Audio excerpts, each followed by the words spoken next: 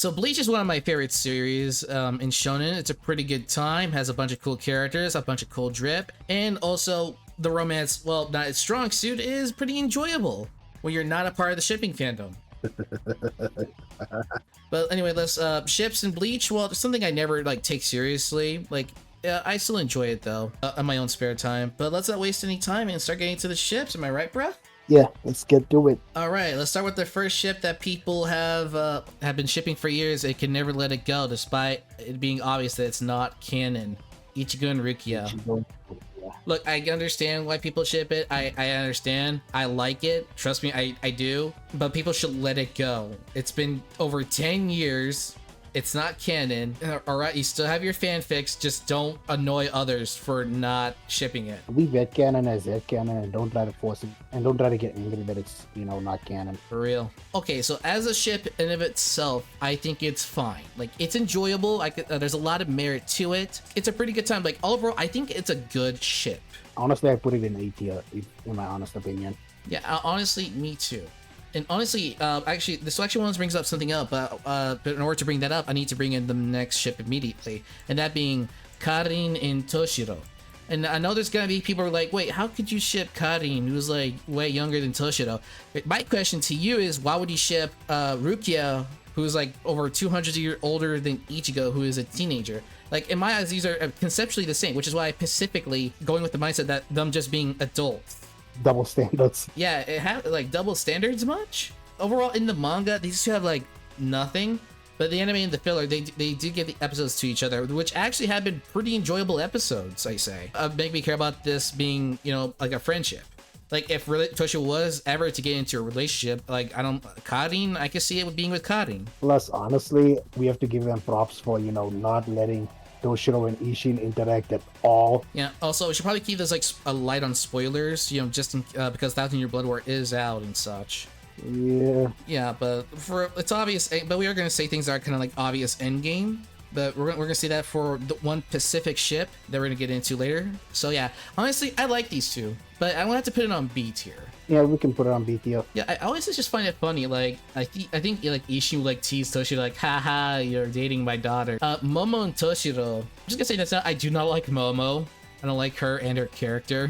I really wish she died after she got stabbed. Had some tensions and such. Not every Bleach character survived. I mean, granted, there are some perma deaths later on, but I think Momo should have been a part of it. Yeah, plus you really wanted to fuck around and try and stay loyal to Aizen or just keep dick riding Aizen. Yeah, no, you deserved death. But ignoring that whole mess, as a ship itself, I mean, I guess there's merit to it. There's obvious care for each other. Yeah, I guess, but I honestly put it in C tier. I would argue D tier, but C is okay. C is the most generous, I'll give it. Rangiku and Toshiro, who are absolutely friends with benefits, if I'm gonna be honest. Yeah. Should this go in C or B? I don't know. Honestly, I would argue B, because obviously they do care for each other, and I like their dynamic, although Rangiku does cause a lot of trouble, so I think I would argue C, like high C. Yeah. That brings us to our next Rangiku ship.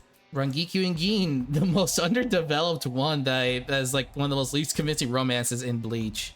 Yeah, I don't even know where they were going with the dynamic between these two when I was watching the show. Even reading the manga, I was like, okay. I mean, I like Gin more than Rangiku as a character. I honestly see there's a connection with those two, but like I honestly it feels like they really could have done more with it because like I don't know, like it feels like one of those off-screen, unfocused like love plots that are there to help like expand like the world building of like, oh yeah, these soldiers do date, and this is like one of them. It feels like it exists just for the sake of character motivation, and that's it. Would you put it on D tier or C tier? C tier because of how Gin went out. All right, next one up is Ikkaku and but these are just literally bros, bruh. They're just bros. This is a bromance. This is nothing but a bromance. Yeah, actually, another bromance I'd like to bring up is Chad and Ichigo. Yep. The top of romance, I say. Yep. Like the way that Ichigo just called an ambulance for not for him and Chad, but for the guys they're about to beat up is just hilarious. Like, I think it was yesterday or today. Like, I was just thinking about that. Dead center. Chad and Orihime, it's just no. This is gonna be my first F tier. I don't reckon D tier, but I think you're right on the way their dynamic is with each other is just hilarious. And then the filler content, I believe it was like the beginning of that bound arc thing. Like, oh Chad, you remember last time what happened? You did that. Let's run away. Like, I don't hate it, but it's not good. I hate the bound arc so much. Yeah, the start of the bound arc was entertaining. I'll say that. Like, the start of it was good, but then it just dragged out for like, what, 60 episodes? I wish I could get my time back. The start was good, though. Like, Ichigo and Renji, like, Renji just showing up to his school, like, without a care in the world.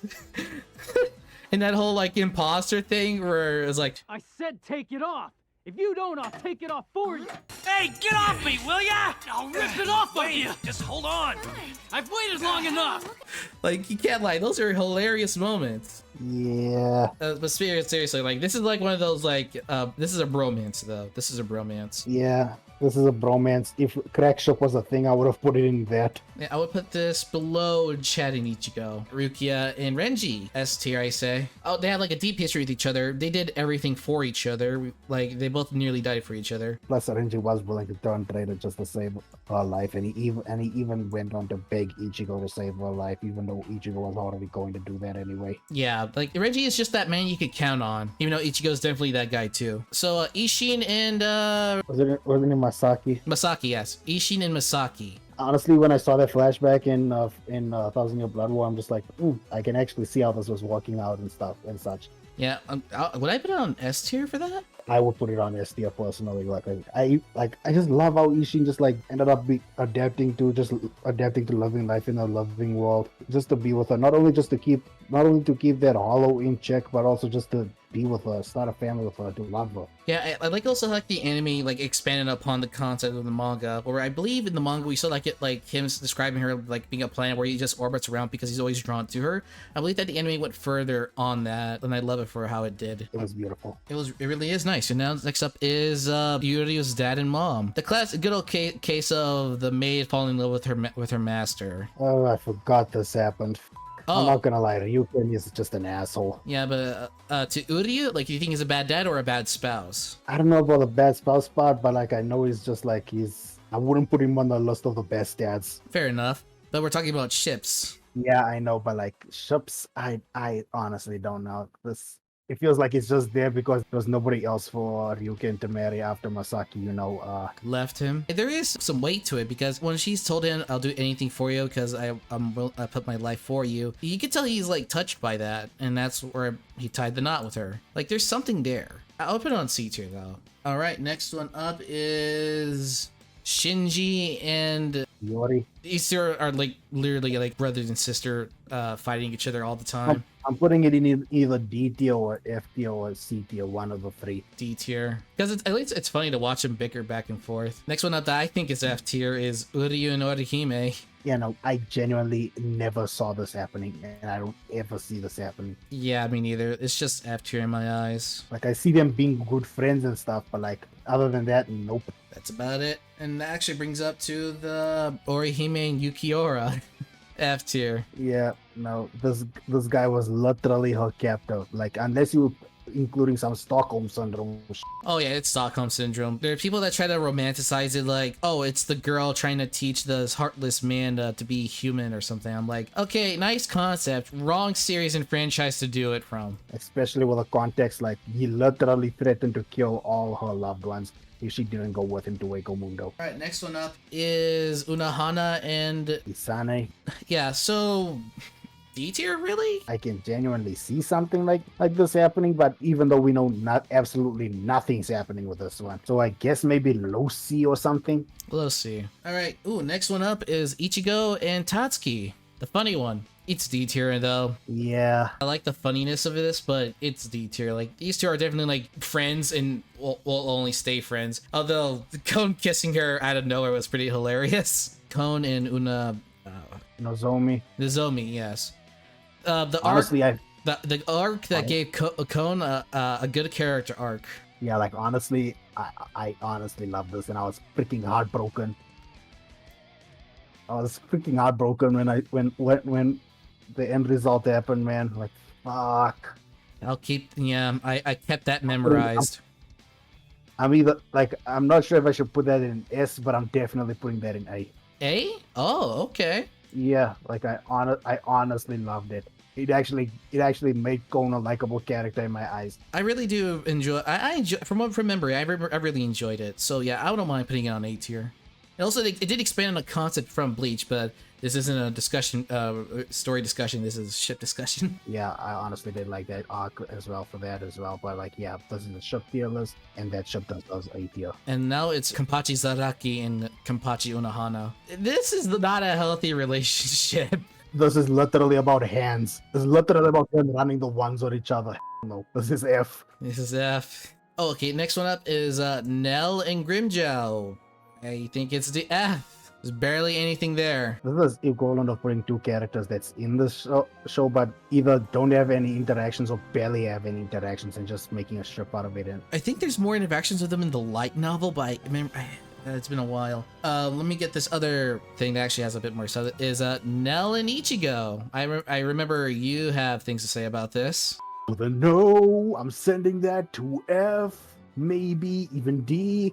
F tier. Oh, Ichigo and Rukia. Her crush on him is pretty cute. I probably put this in a solid B or something. I don't know. Really, I find the ship cute. Yeah, me too. Like it's just like a good old time. Like, you know, like it's like a snack you would have that's nice and sweet. All right, and now it's time for probably the spiciest ship in this tier list. Yoruichi and Kisuke. As much as I want to ship this, I just see nothing but pure friendship with these two. Really? They give off like, really? That's not what the community says and not what I say. Their dynamic as friends is so funny that I literally can't. So I would compromise with an A tier. Yeah, we can put that in an A tier. Because there is a lot of history and dynamics and such, and they had deep care for each other. All right, now it's time for Soifon and Yoruichi. Honestly, I'm seeing, like, I know that Isane like had high admirations for Unohana, which is why I put that, which is why I suggested that ship and also putting it in C.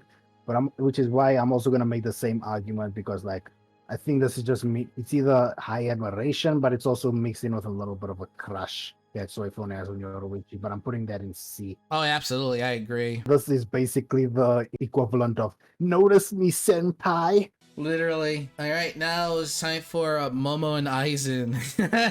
F tier.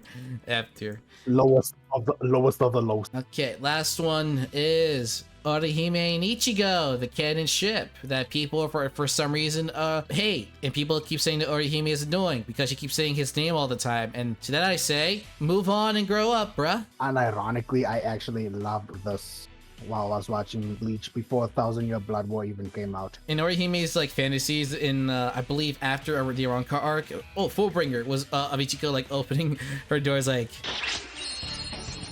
So come on in. I mean, when you put it that way, how could I say no? Wanna come in? like she has her crush on Ichigo is so cute. Orihime was just being so obvious. I'm just like, Ichigo, you dance mother.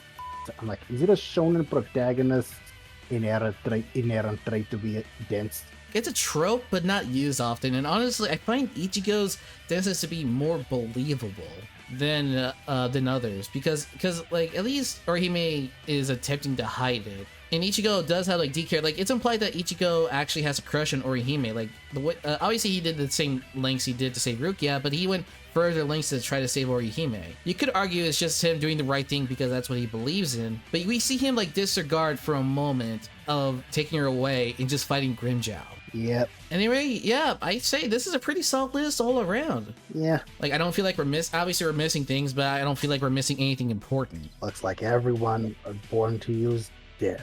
Hey, I'm still here. Everyone important. So overall, yeah, I would give this tier list a good, solid thumbs up. I really enjoyed putting this together. What about you, Ghost? Honestly, I did enjoy this too. Thank you so much for joining me for this list, man. See ya, dude.